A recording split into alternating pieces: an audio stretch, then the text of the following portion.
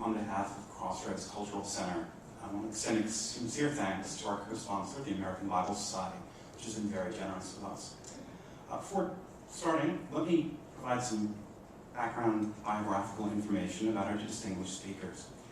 Angela Alaimo O'Donnell is a poet and professor at Fordham University, where she teaches English, creative writing, and American Catholic Studies.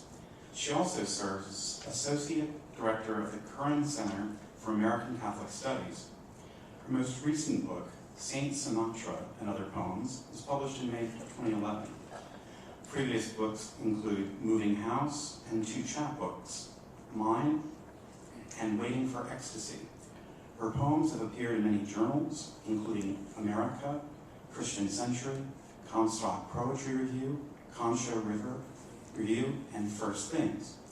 She has been nominated for a Pushcart Prize and a Best of the Web Award, and was a finalist for the Foley Poetry Award, the Elixir First Book Award, and the Mulberry Poets and Writers Award.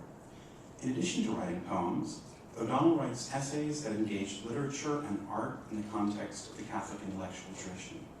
Her essays and reviews have appeared in journals such as America, Commonweal, Studies in Philology, Christianity and Literature, and have been included in a variety of collections and anthologies.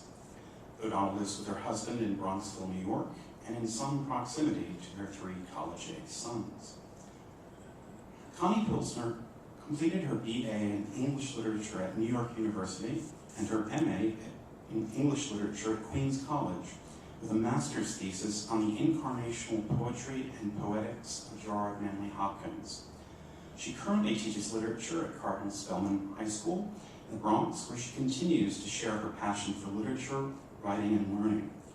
Connie began her career as a grammar school teacher in 1987 and has continued to develop her skills in the classroom, adjusting to many audiences over the years. In 1997, she developed a writing program at St. Robert Bellarmine Grammar School for middle school students. For many years, Connie worked with ESL students from Eastern Europe at St. George High School in Lower Manhattan, guiding students along the writing process while teaching theology. Connie has served in administration as a principal at St. Paul's School and at the Montfort Academy as a director of girls, chair of ELA, and admissions. At present, she thoroughly enjoys her experiences in the classroom with her high school students. And now, I turn things over to Professor Pilsner.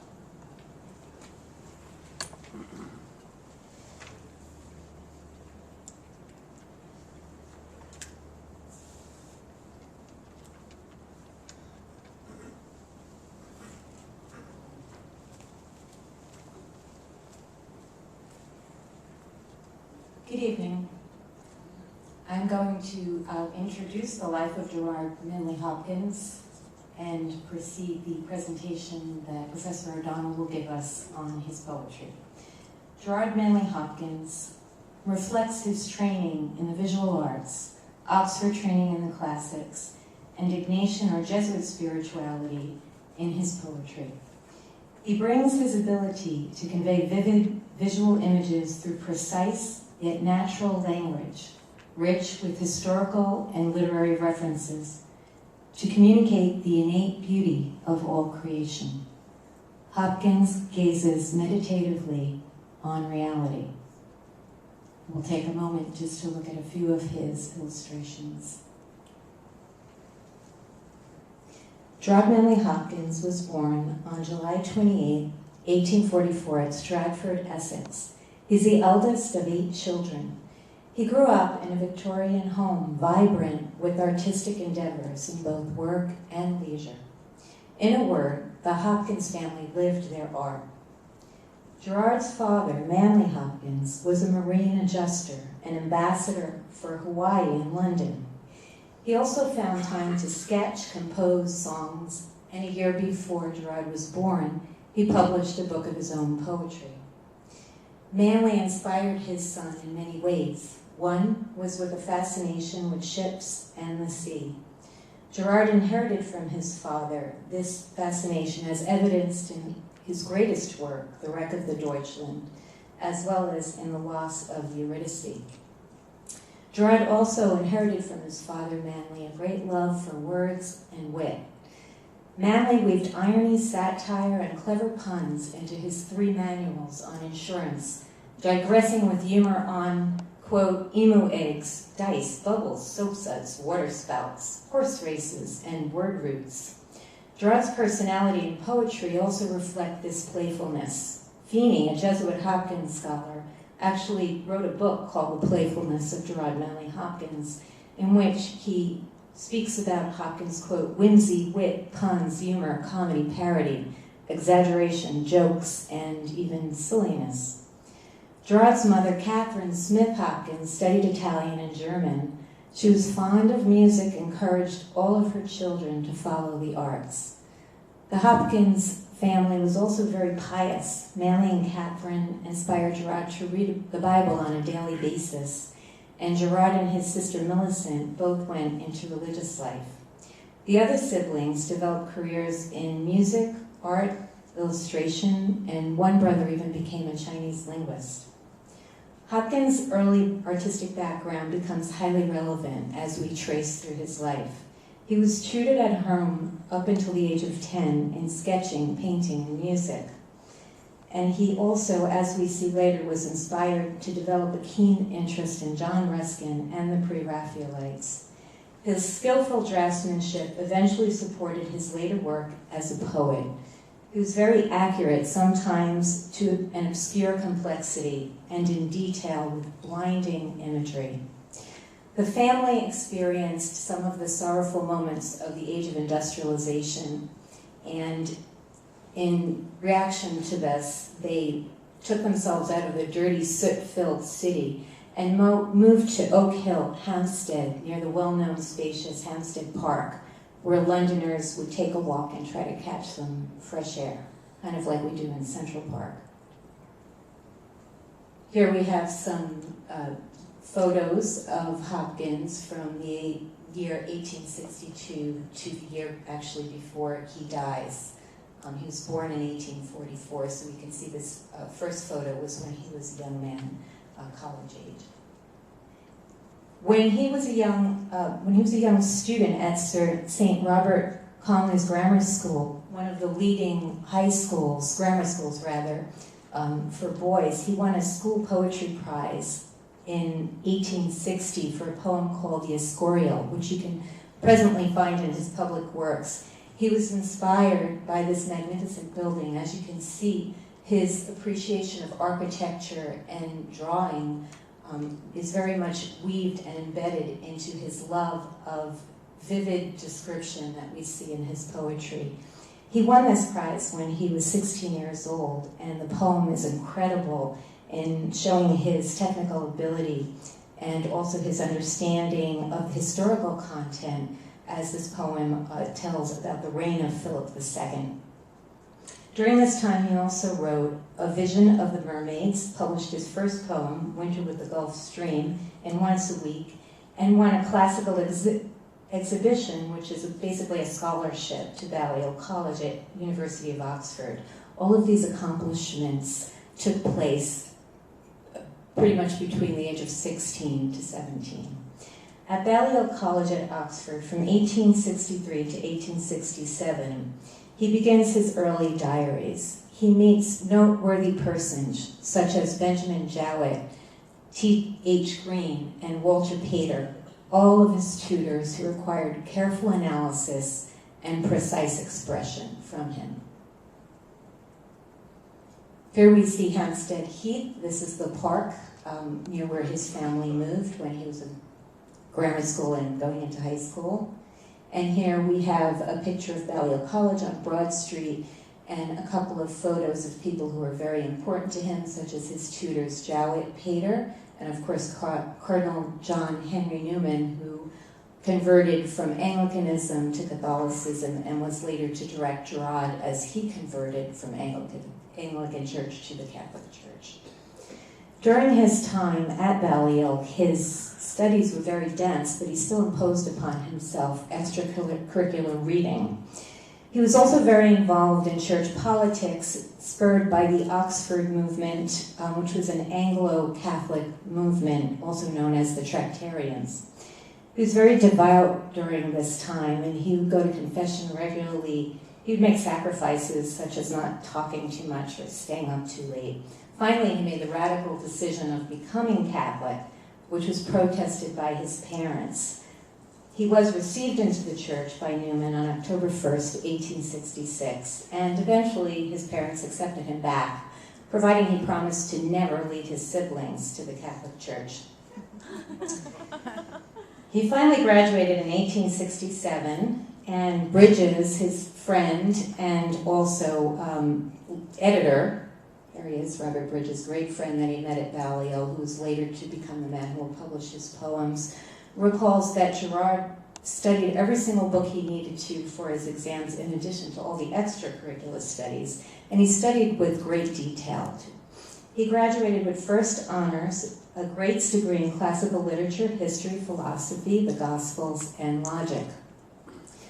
In his life after Oxford, from 1867 to 1868, Newman provided Hopkins with his first teaching post at the Oratory School in Birmingham. Newman would play the violin at night and have musical rehearsals with the students, and Gerard would gather in and actually started taking up the violin himself. At this time, he was discerning his religious vocation, and he eventually entered the Jesuits on September 8, 1870. Here we see, during the course of his studies, he continued with his sketching, but also combined with his writing skills, as we see in his journal entry. Here's Manresa House, formerly known as Parkstead, and presently it's gone back to that name. This is the house where he did do his Jesuit studies, and as we can see over to the left of Manresa House, we have a plaque that stands there now today, commemorating the fact that Gerard spent some time there. In 1872, he read the Oxford Commentary of Duns Scotus. This is an academic exercise that had a lifelong significance on his poetics, which I'm sure will come up in the course of the talks this evening.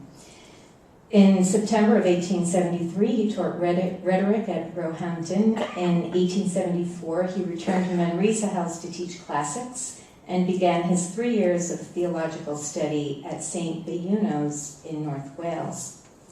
We go from now Hopkins as Jesuit priest to Hopkins priest as poet. During his time at St. Beunos, his religious superior asked him to write a poem to commemorate the foundering of a German ship in a storm.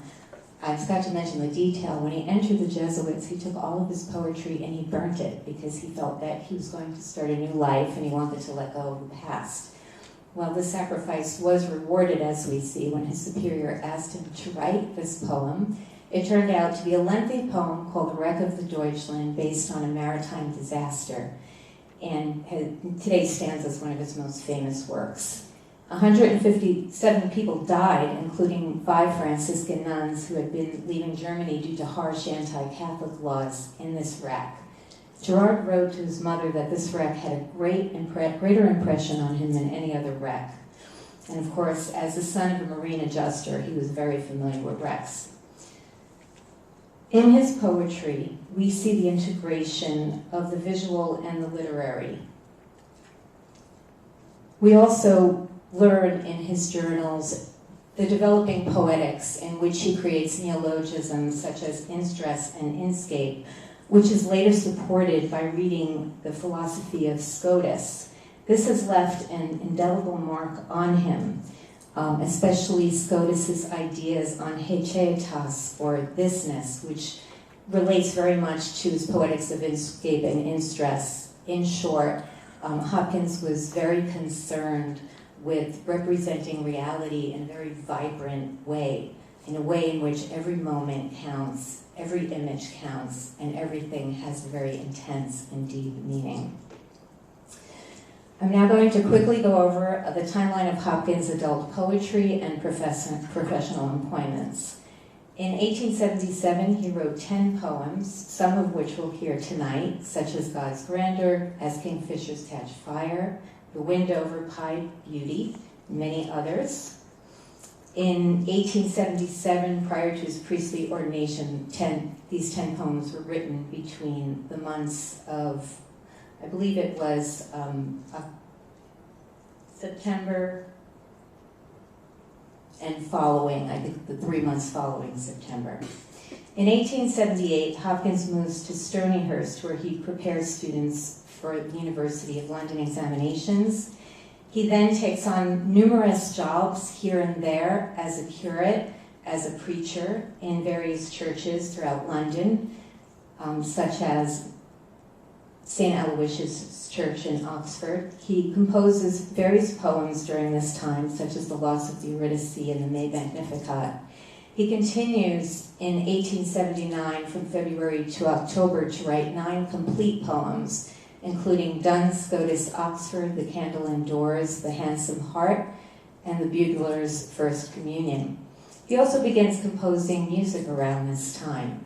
Then he continues with a number of various roles as a curate at St. Joseph's, then a select preacher at St. Francis Xavier. It's a lot of moving around for him until we finally get to 1984, where he moves to Dublin, and this is in February.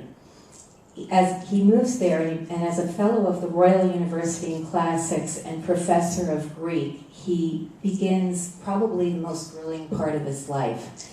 His first duties there were as an examiner in Greek.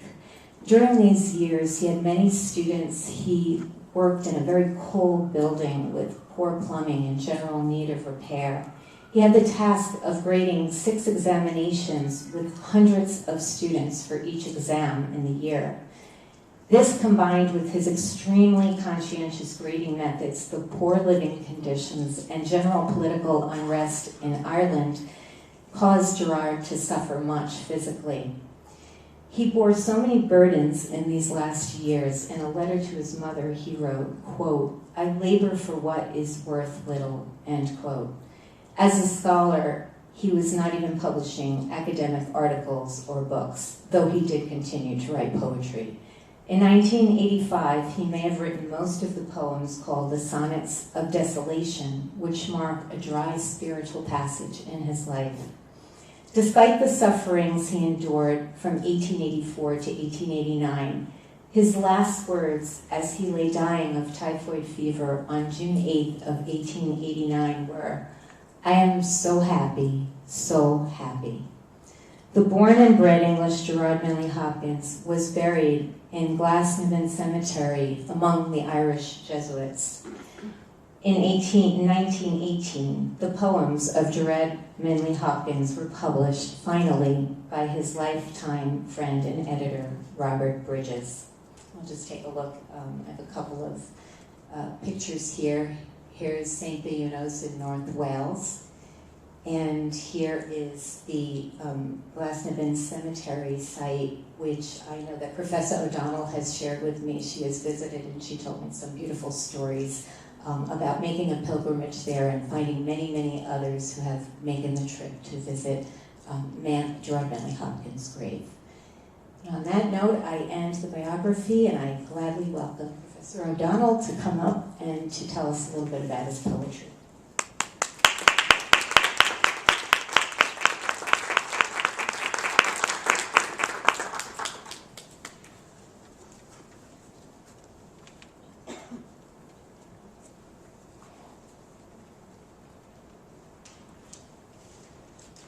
Thank you so much, Connie, for that beautiful introduction to Hopkins' life, and I do hope you'll leave up the picture of the Glasnevin stone during the talk.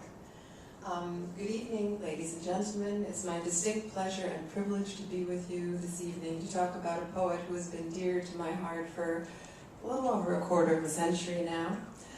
Gerard Manley Hopkins is a poet who is rare for many reasons: the beauty and utter originality of his vision, the extraordinary arc of his life, which we've just heard about, and for us gathered here tonight for the magnificent way in which Hopkins' love and devotion to his Catholic faith is manifest in his poetry. There is so much that might be said in the next 30 minutes or so about Hopkins' work, too much in fact.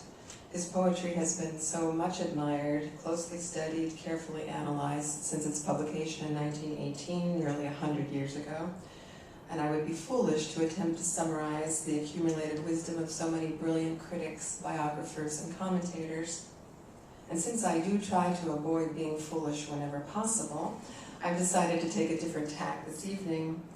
While I cannot say what Hopkins has meant to everyone who has ever read him, I can say with some authority what he has meant to me, as a reader, as a professor of English literature, as a Catholic, and as a practicing poet. In exploring my own developing relationship to Hopkins in the course of my life, I hope to convey the joyous privilege it is to have a lifelong relationship with a great artist. It is a relationship that I imagine many of you in this room have, and obviously that's part of the reason that you're here. So I hope it might be interesting to hear how the arc of our various narratives compare. And for those listeners who are new to Hopkins' work, all I can say is lucky you. What a treat you have in store for you to get to read and hear his work for the first time. For those listeners in particular, I hope that my remarks this evening might inspire you to cultivate the relationship with young Gerard, the sensitive boy, with Mr. Hopkins, the brilliant Oxford student, with Father Hopkins, the Jesuit priest, who wrote poetry as a means of expressing his love of God and the creation, and with Poet Hopkins, the artist who transforms the dailiness of words into a new language charged with beauty and energy. So much so that poet Charles Wright coined a new name for him, Father Fire.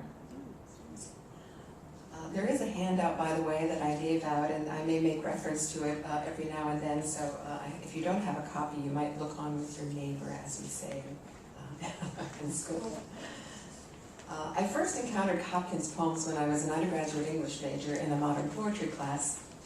I remember reading several poems by Hopkins, Spring and Fall, God's Grandeur, The Windhover, and a few of the so-called dark or terrible sonnets.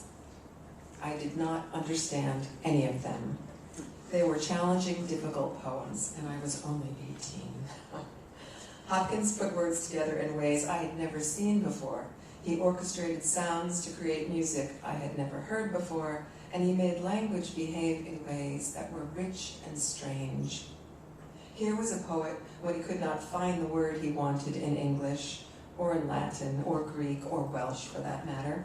He simply made it up. I'll never forget puzzling over the first lines of Hopkins' powerful poem, Spring and Fall, which is actually printed on the third page, I think, of his handout. The first lines read thus: Margaret, are you grieving over Golden Grove on leaving? I knew Golden Grove was not a proper word, and though I did not know what it meant, I felt it. Golden Grove reminded me of the world of fairy tale, of the little golden books, the ones with the thick boards and the thin silver spines, that I had read and treasured as a child. The word suggested a paradise of innocence, a world both beautiful and illusory, as it existed only in imagination. Hopkins created this compound word, or what Lewis Carroll would call a portmanteau word, by combining the near-rhyming words golden and grove. The first describing a color and identifying a precious substance, the word often yoked with the word age to signify a time of great moment and achievement. As for grove, it suggested a bower of trees, a protected place, enclosed, private, and therefore safe from the incursions from the outside world. It is, in classical terms, a locus amenus, where only good things happen. Golden Grove is an enviable place, indeed. The second neologism was no less strange to my ears, but I knew it cast a dark shadow. Unleaving. How could a grove of trees be unleaving? Reading Hopkins meant learning how to decipher a new linguistic code. My professor, who was, in addition to being a fine teacher, was a poet and a devoted Catholic, and he would eventually become my mentor, a dear friend, and the godfather of my youngest son, so I have Hopkins to thank for that. This professor gently explained the truth about poetry that I had not yet learned. Good poetry doesn't just passively employ existing words, it pulls the stuffing at them. It turns their insides out, it sets them on their heads, and it jams them together, thereby revealing the hidden power at their center that we have forgotten in our daily habit of inattention. Poetry brings dead words back to life, each one a potential Lazarus waiting for Christ to come along and resurrect it. I realize this puts the poet in a very august position, by the way. To be a poet, in fact, is to be a maker, a capacity human beings inherit and share with their maker. Thus, we participate most fully in our divine nature and origins when we are making something. In the case of Hopkins, writing poetry. This religious dimension of the pure art of making poems helped me to realize then that faith and art are inextricably connected to one another. Every poem is, in a sense, an act of faith. And it would be this connection that I would ultimately devote myself to understanding through my teaching and my writing. This creative remaking of language is evident in that little word, unleaving. It performs at least two different grammatical functions. As an active verb, it describes the trees in the Golden Grove, letting go of their leaves, as trees are wont to do in the fall. But it also acts as an adjective, describing the staying power of those trees, which do not leave, but instead endure all winter, through every kind of weather, season after season, year after year. In that one invented word, Hopkins captures both stasis and change, the transience and mutability of life, and simultaneously, the enduring power of nature in the face of inevitable flux. The rest of the poem goes on, of course, to accomplish further linguistic feats, this being but the first of many, and finally culminates in one of the most powerful and true statements about death ever written. It is the blight man was born for. It is Margaret you mourn for. Thus, the child addressed in the poem learns in the paradox of that unleaving Golden Grove, and in the paradox of a life into which one is born to die, that all things must pass. In the end, the poem tells her and us what we had already guessed from the beginning. In our heart of hearts, we knew that the perfection of Golden Grove would, like all forms of paradise in the fallen world, be lost. The title warned us of this from the start. Spring is the beginning of things. Fall is the end. In a sense, the whole of the poem and the paradox of the individual human life is contained in just those two invented words. I was delighted upon discovering this incredible compression that Hopkins was able to achieve in just this brief 15-line poem. I marveled at the sheer nerve of it. And then, of course, I wanted to learn how to do it myself. So my first encounter with Hopkins coincides with my increasingly serious intention of becoming a poet and my understanding of just how much work it was going to entail. I had been writing poetry since I was about 6 years old. I was one of those nerdy little kids who carried around my satchel with my portfolio. And with each new poet that I read, the bar was raised a little. In the case of Hopkins, it was raised quite a lot. In addition to his linguistic energy and compression, I was further struck by the omnipresence of God in his poems. Granted, I had read the great Renaissance poets, John Donne and George Herbert, and I admired their religious poems, but Hopkins was different from them. First, his was a contemporary voice. The language of devotion he devised was new to my ears, as if it had been uttered yesterday instead of in the last century.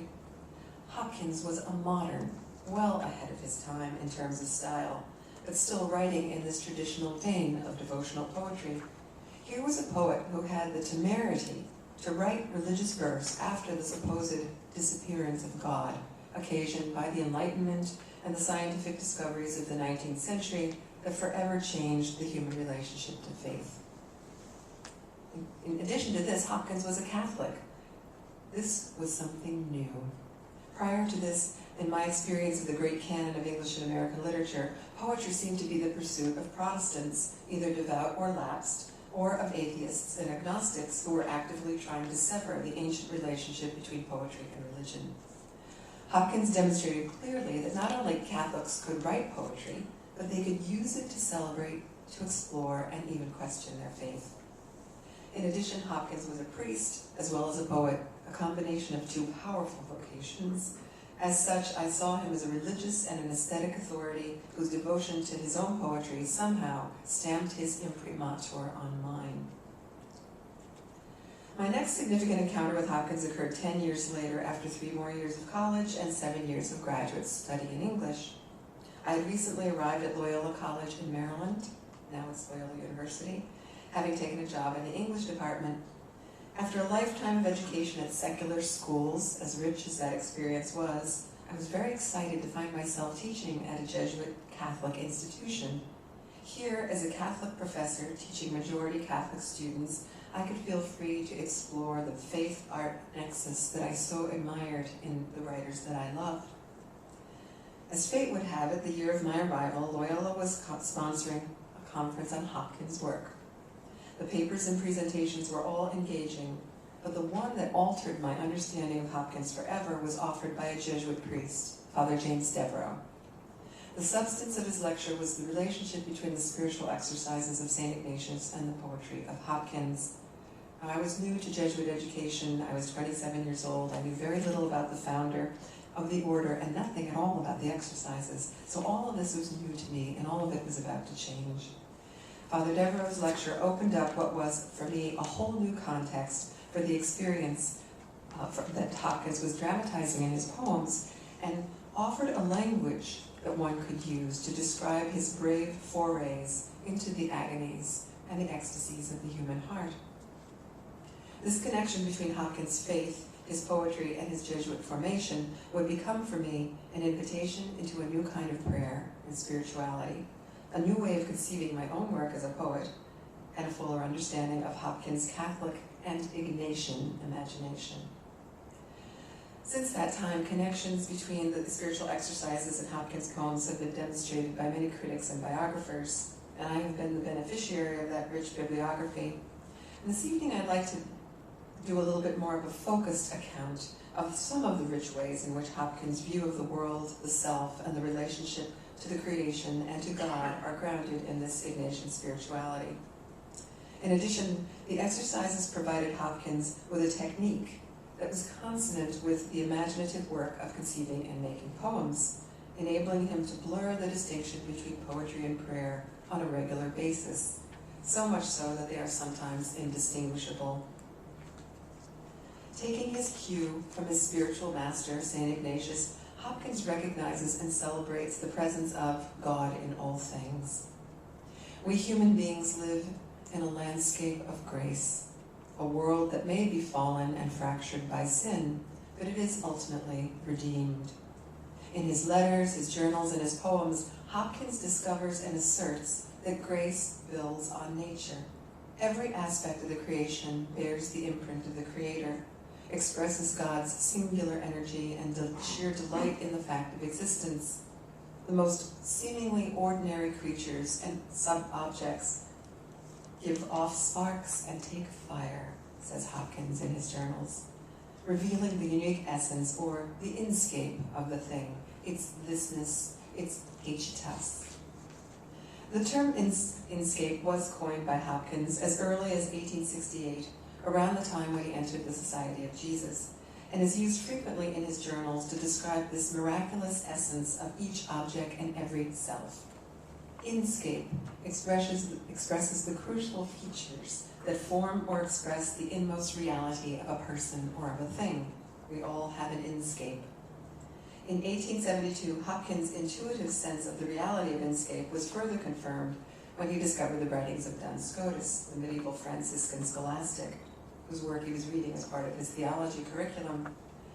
Contrary to the Thomistic way of understanding nature via species, which was emphasized by the Jesuits, Scotus advocated the concept of individuation, of grasping just what things are of themselves, and how one member of a species differs from another as a means of understanding the whole. This view accorded nicely with Hopkins' own habits of observation. I loved it when Connie put up that image of his notebooks, and you could see his writing and how carefully he observes and even draws the things that he sees because he wants to capture them. Of course, he has no camera, so this is the closest he can come. In such a journal entry, he writes, "What you look hard at seems to look back at you." The human observer and the observed world blend and become one. Both are parts of the creation. Everything is important. Everything is worthy of attention for its own sake, and it takes on even greater significance when seen as a means through which God communicates his presence to us in his boundless goodness. In his sonnet, As Kingfishers Catch Fire, which we will hear in just a few minutes, Hopkins articulates this principle of uniqueness in the highly condensed language and the fractured syntax characteristic of his poetry.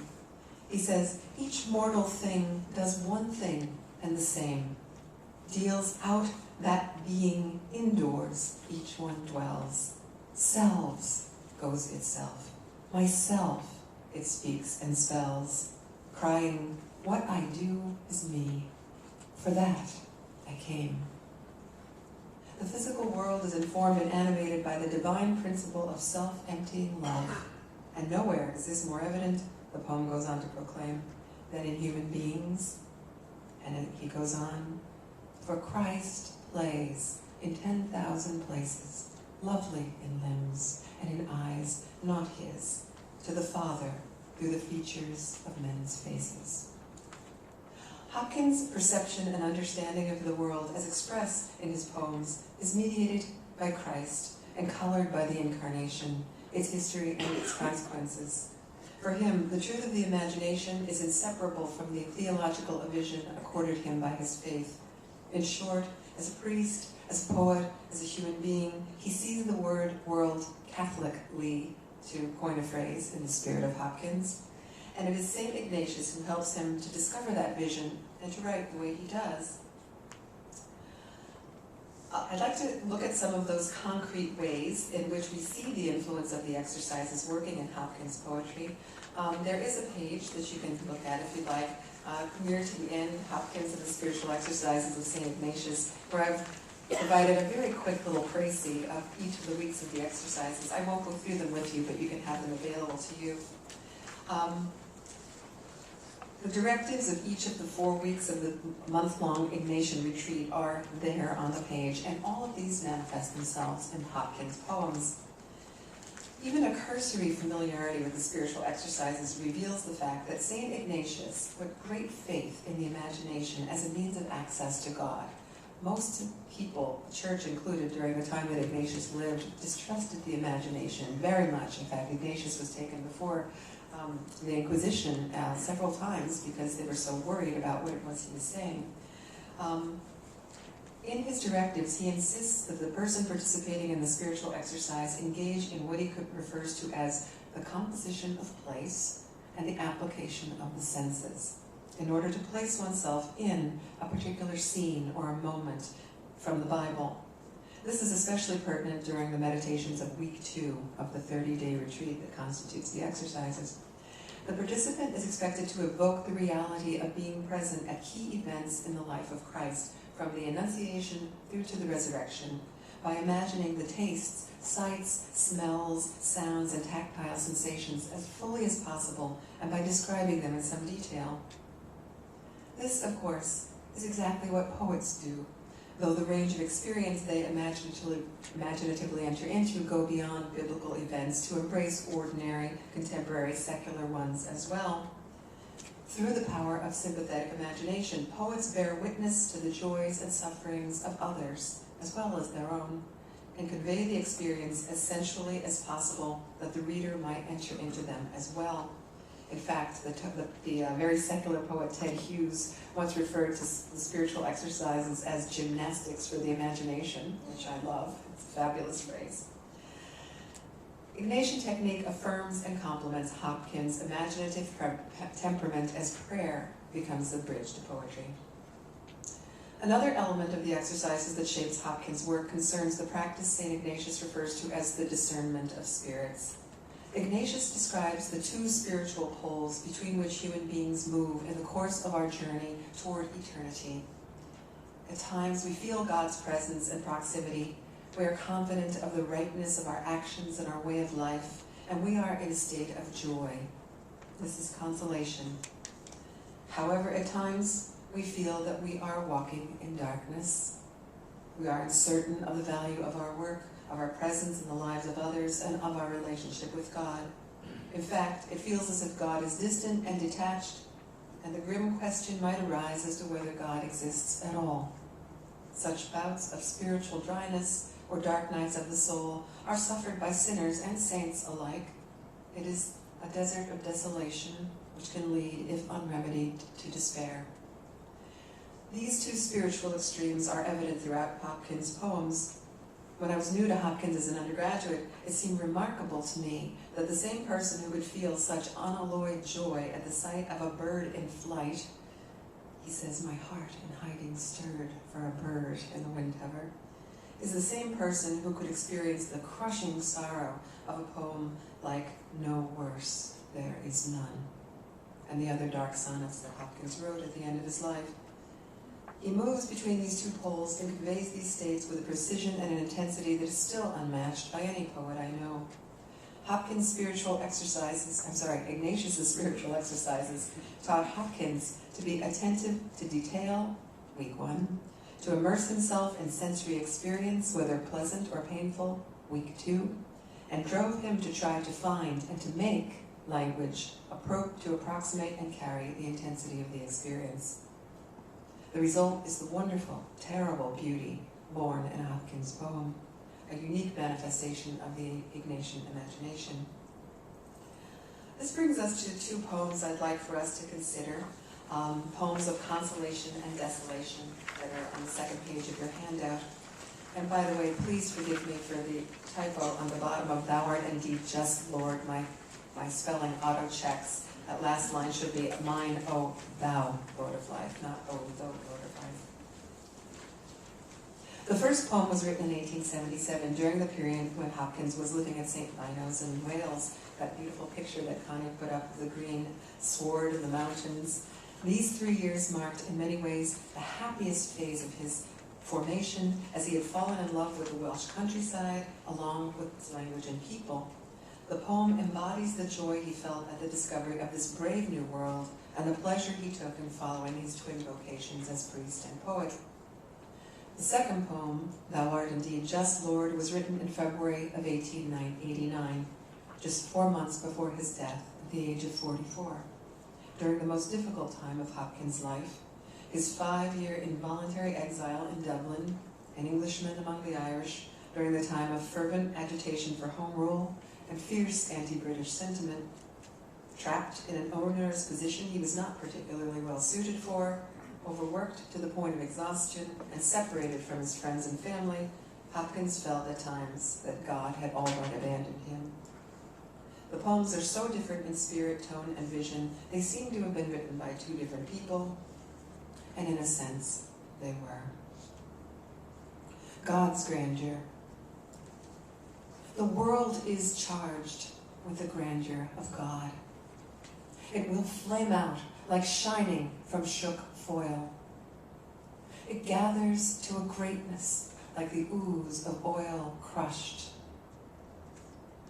Why do men then now not wreck his rod? Generations have trod, and all is seared with trade, bleared, smeared with toil, and wears man's smudge and shares man's smell. The soil is bare now, nor can foot feel being shod. And for all this, nature is never spent. There lives the dearest freshness deep down things. And though the last lights off the black west went, oh, morning at the brown brink eastward springs. For the Holy Ghost over the bent world broods with warm breast and with bright wings. Hopkins experiences and articulates a revelation in this sonnet. He asserts that beauty, truth, and love lurk in the lineaments of the world and are embodied in the least likely forms, but one has to look closely in order to see them. The poem begins in confident assertion. The world is charged with God's grandeur, charged by the lightning rod and electric energy of God's power, charged like a weapon about to fire, charged like a worthy servant who has been given a task to complete. The speaker then looks to the future. It will flame out, like shining from shook foil. The promise God made to the fallen world will be fulfilled. The second coming of the Lord will occur, and like a blinding flash of light, will echo and re-echo down the corridors of time and circumstance. The transformation will be swift and sudden as fire, but it is also already happening. Slowly, inexorably, almost invisibly, it gathers to a greatness like the ooze of oil, crushed. God is working even now to bring about the promised end, and the ongoing work of creation is paradoxically accomplished through instances of apparent destruction, just as surely as the golden droplets of olive oil are created only through the crushing of olives. Here are three powerful images in the first line: charging, flaming, the crush, and ooze, all of them describing the world, its past, its present, and its future. All of human history is compacted in these lines, and we've only just started the poem. Hopkins then asks the age-old question, why do then men not wreck his rod? Why do human beings stray from God, as they have done over and over and over in the course of human history? The rod here, of course, is a symbol of power and authority, a weapon God might choose to smite disobedient men, but it is also the shepherd's symbol. Thy rod and thy staff, they comfort me, sings the psalmist, thus giving the question two different yet simultaneous meanings.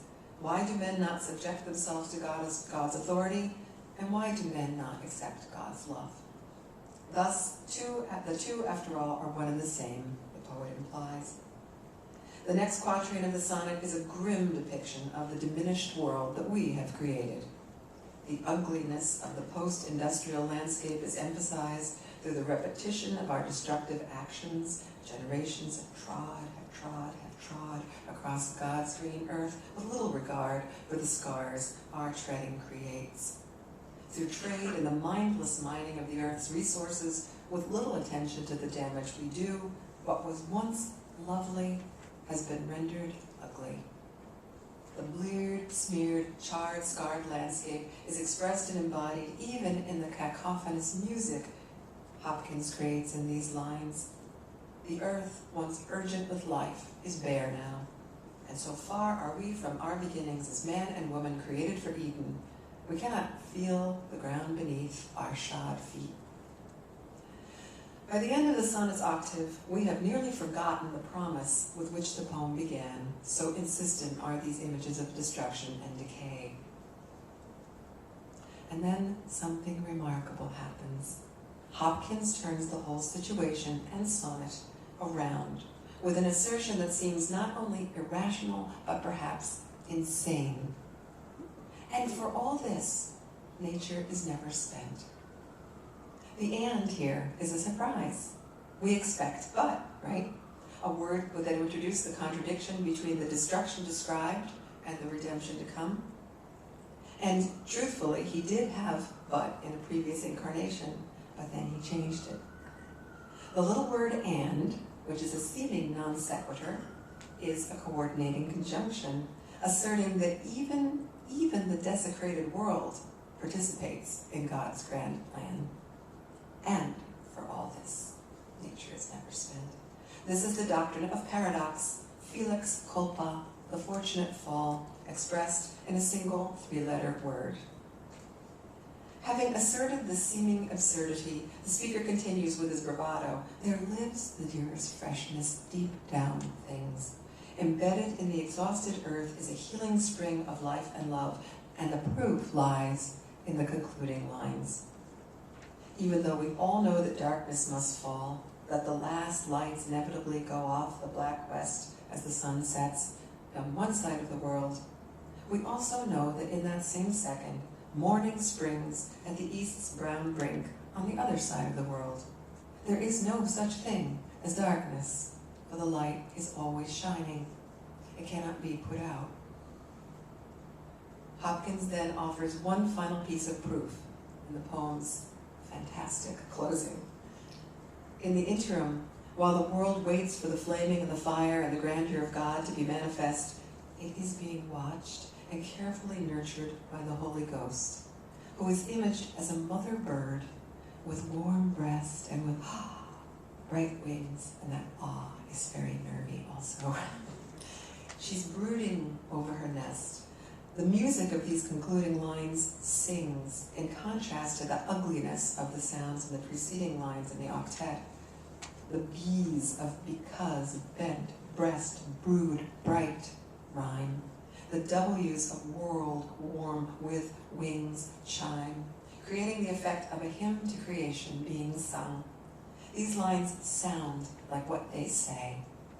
Bent, not broken, ovoid as an egg, the world is being incubated, warmed, loved, until it is ready to hatch. And when it does, it will flame out. The faith expressed in this poem seems unshakable. It is a faith based on the expectation of the fulfillment of a promise, one made in words through the tradition of Holy Writ, but also made through the workings of the physical world, which bodies forth the workings of its creator. Here is Hopkins at his most hopeful, his most faithful, and his most joyful. Such consolation, however, cannot be sustained in all times and circumstances, and so this poem of desolation. Thou art indeed just, Lord, if I contend with thee. But, sir, so what I plead is just. Why do sinners' ways prosper? And why must disappointment all I endeavor end? Wert thou my enemy, O thou my friend, how wouldst thou worst, I wonder, than thou dost defeat thwart me?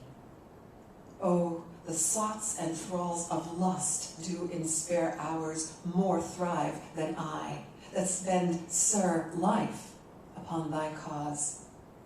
See, banks and breaks now, leaved how thick, laced they are again with fretty chervil. Look, and the wind shakes them. Birds build, but not I build. No, but strain time's eunuch, and not breed one work that wakes. Mine, O thou Lord of life, send my roots rain. The enormous difference in tone is astonishing. Instead of justifying the ways of God to men, as Hopkins does so eloquently in God's Grandeur, this poem puts God on trial. It opens like a lawyerly, rational argument in which the speaker finds himself in an adversarial relationship with God, and he insists that God account for his unjust actions. In the opening lines in which he quotes the prophet Jeremiah, who also took God to task long ago, the speaker attempts to remain calm, to contain his emotions, almost as if he's afraid of what might happen were he to allow them to break forth. The first two lines seem to acknowledge God's justice, but at the same time, they subtly call it into question. Thou art just, but so what I plead is just. The formality, the use of sir, as if God were a stranger to be treated with politeness and deference instead of love, bespeaks the distance and detachment the speaker feels. In line 3, he then poses the questions all human beings ask of God at some point in our lives. Why do sinners' ways prosper? What's the use of goodness if it's not rewarded or even noticed by you? Growing more insistent, picking up speed and confidence as he goes along, he peppers God with questions. Why must disappointment all that I endeavor end? There are no exceptions, he says. All of his life has been a failure. His poetry, his teaching, his scholarship, his priesthood. God has refused to bless him with success and the sense of fulfillment that human beings need. In the second quatrain, the speaker warms further to his subject as he feels keenly this injustice. Wert thou my enemy, O thou my friend, how wouldst thou worst? The speaker grows bold as he calls God his enemy, though he tries to mitigate his boldness by calling him in an aside, my friend, his friend. Of course, we recognize this use of friend as ironic, as if Hopkins were asking that proverbial age-old question, with friends like you, who needs enemies? St. Teresa asked a similar question in another context, as I recall. Saints are great. The emotion he's been trying to suppress emerges further in line 7 when an exclamation escapes him. Oh, the sobs and thrills of lust do more thrive than I that spends her life upon thy cause. The most base and sinful creatures live seemingly happy lives, the speaker says, while I suffer despite all my sacrifices for you.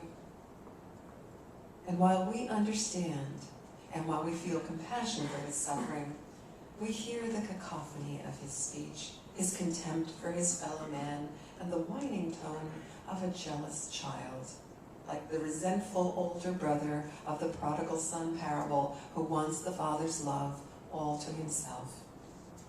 In lines 10 through 13, the speaker then turns his gaze to the creation, the same creation that Hopkins celebrates in God's grandeur. Both plants and animals, fretty churl and birds, are blessed with abundant life and luxuriant growth. The very creatures in nature that served as objects of wonder and joy to the speaker in the poems of consolation have become objects of his envy and cause for sorrow. The reader cannot help but feel compassion for him in his suffering, for we too experience desolation in our lives. His emotion and our compassion peaks in that fantastic final line as he laments, mine, O thou Lord of life, send my roots rain. The doubling of the possessive pronouns, mine and my, emphasize the speaker's state of blinding egotism and fixation on himself. He acknowledges God as the Lord of life, but portrays himself as cut off from that life and therefore undergoing death. He is desperate as he commands God. Notice his use of the imperative mood, unsoftened by any polite please or thanks. Send my roots rain. He might as well have put now at the end, but it wouldn't rhyme. The speaker no longer even attempts to hide or curb his emotion as he does early in the poem, for he has faced a terrifying reality that he may be time's eunuch, a horrific image that embodies his spiritual sterility in physical terms and asserts the speaker's ultimate identity as the full and dupe of time. Such a vision would preclude the notion of a loving God and a universe that has meaning, and replace it with a vast, empty shell of a world in which men are born, live meaningless lives, and then die. In the face of this despairing vision, the poet prays for life-giving water that will restore and finally save him. Thus, dark and desperate in its tone and vision as the poem may be, it actually concludes with an act of faith, where we see the speaker holding on to his belief, even where he cannot see. We almost hear the would-be disciples' words, undercurrent beneath the surface, Lord, I believe, help me in my unbelief. It strikes me as fitting that both of these poems are so appropriate for us to meditate upon here and now in the season of Advent. Like the speaker in God's grandeur, who waits for the goodness of God to manifest himself in the world again. And like the speaker in Thou art indeed just, Lord, who waits for rain to save him from spiritual drought, we are all waiting on the Lord here in the season of waiting. Both poems speak our desire for the grace that saves our fallen world, for the coming of Christ, the first with certainty, the second with fear and fervent hope. This is the threshold Hopkins' poetry brings us to time and time again. In his admittedly small oeuvre, it seems there is a poem that addresses nearly every moment of liturgical year, nearly every spiritual state, and every step along the pilgrimage that the soul makes. His poetry provides companionship, bread necessary for the journey, in the form of the nourishing word. Earlier this evening, I began this talk with the promise of capturing in 30 minutes or so what Hopkins has meant to me for the last 30 years or so. You can plainly see that I have failed in that, for how could I contain a lifetime of fellowship with young Gerard, with Mr. Hopkins, with Father Hopkins, with Poet Hopkins, and most of all, with Father Fire in 30 minutes. Suffice it to say that his deep engagement in the spiritual exercises prompted me to undergo them on brief retreats and in the course of a full year, as outlined by St. Ignatius' 19th annotation. And these experiences have changed the way I pray and forever altered my relationship and understanding of God.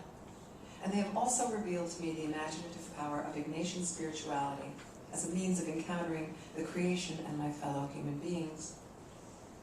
Suffice it to say that I have had the privilege of introducing thousands of young people to Hopkins poetry. Some of them are actually in the room in the courses that I have taught. Every one of them, by the way, at Jesuit schools, first Loyola and now Fordham. And that I have read his work with increasing understanding and astonishment with each passing year. And I have learned from him how to combine a life of art and a life of faith. I am certain that my own poems are better for having read his, and that my life is richer for having known him. Hopkins shows up frequently in my poems, often quite without my expecting him to, and I'm always very glad to see him. I find his accents on my tongue, his strange rhythms in my head as I put pen to paper. They have informed and helped me to forge my own poetic voice. As the poet W.H. Auden once said, "Poetry is our way of breaking bread with the dead." If that's the case, and I think it is, Hopkins and I have shared many a Eucharistic meal with the Word and the Word at the center. I'd like to close with one such incident.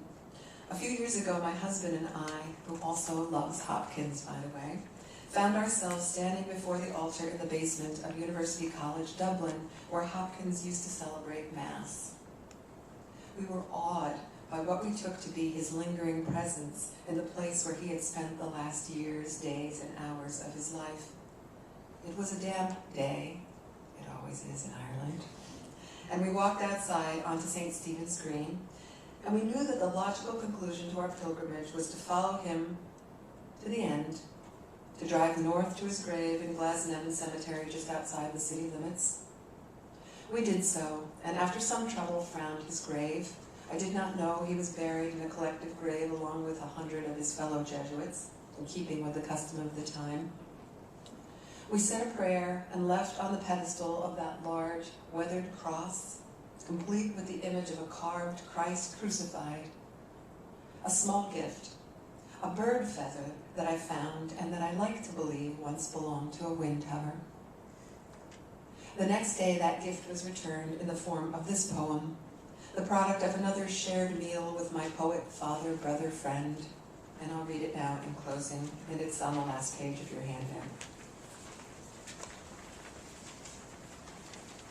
Glasnevin Graveyard. It begins with that marvelous line as an epigraph from Hopkins. "Mine, O thou Lord of life, send my roots rain." Walking these grounds, I nearly hear you. In the finch feather fall, the summer clover clamor. Under rain-graced sky, a soft day, the natives would say. You lie in strange earth, poet among the dead and the dumb.